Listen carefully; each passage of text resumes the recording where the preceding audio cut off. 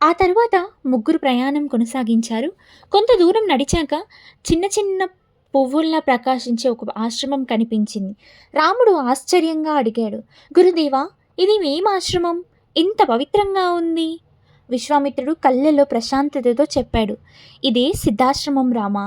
ఇక్కడి వామనుడు తన మహిమను చూపి బలిచక్రవర్తిని పాతాళానికి పంపిన తరువాత తీరిక తపస్సు చేశారు. ఇక్కడే కశ్యప మహర్షి పర్వతం లాంటి తపస్సు చేశాడు. ఇక్కడే విష్ణువు ఇంద్రునికి తమ్ముడిగా ఉపేంద్రుడిగా అవతరించాడు. ఇప్పుడు నేను చేసే యాగం కూడా ఇక్కడే జరుగుతుంది. అలా చెప్పి గురువు ముందుకు నడవగా రామలక్ష్మణులు ఆయన వెంట నడుస్తూ సిద్ధాశ్రమం గడియల్లోకి అడుగుపెట్టారు. అక్కడ గాలి సువాసనతో నిండిపోయి ఉంటుంది. పక్షులు కీచుకీచు గానంతో మృదువుగా లాలబాటలు వినిపిస్తాయి.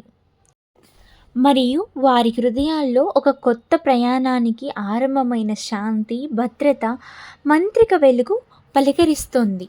ఒక నిశ్శబ్దమైన ఉదయం. విశ్వామిత్ర మహర్షి రాముడి భుజంపై చేయి వేసి, రామ, ఈ యాగం పూర్తయ్యేంత వరకు చాలా జాగ్రత్తగా ఉండాలి. నేను మౌన దీక్షలోకి వెళ్తున్నాను అని మృదువుగా చెప్పాడు. ఈ యాగం 6 రోజులు 6 రాత్రులు సాగుతుంది. ఆ తరువాత ఆయన కళ్ళను మూసుకొని గాఢంగా తపస్సులోకి ప్రవేశించారు.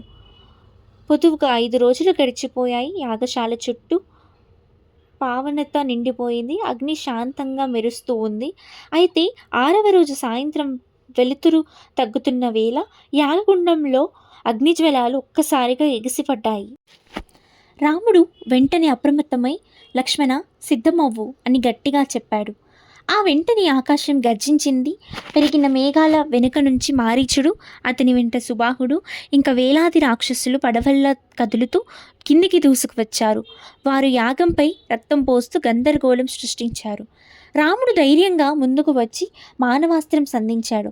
ఆ అస్త్రం మెరుపులా ఎగిరి మారీచుని తాకి ఆ దెబ్బకు మారీచుడు 100 యోజనాల దూరానికి ఎగిరిపడిపోయాడు. తరువాత రాముడు ఆగ్నేయాస్త్రం సంధించగా సుబాహుడు అగ్నిజ్వాలల మధ్య అరిచి అరిచి అక్కడికక్కడే కూలిపోయాడు.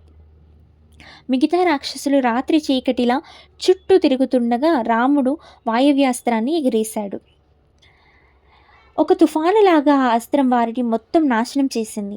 అలా యాగం అపరోధం లేకుండా విజయవంతంగా పూర్తయింది. విశ్వామిత్రుడు మౌన దీక్ష నుంచి బయటికి వచ్చి రాముడిని ప్రేమగా ఆలింగనం చేసుకున్నాడు. రామ, నువ్వు మా యాగాన్ని ఢీగొన్న కపలదేవుడివి అని ఆయన గర్వంగా అన్నాడు.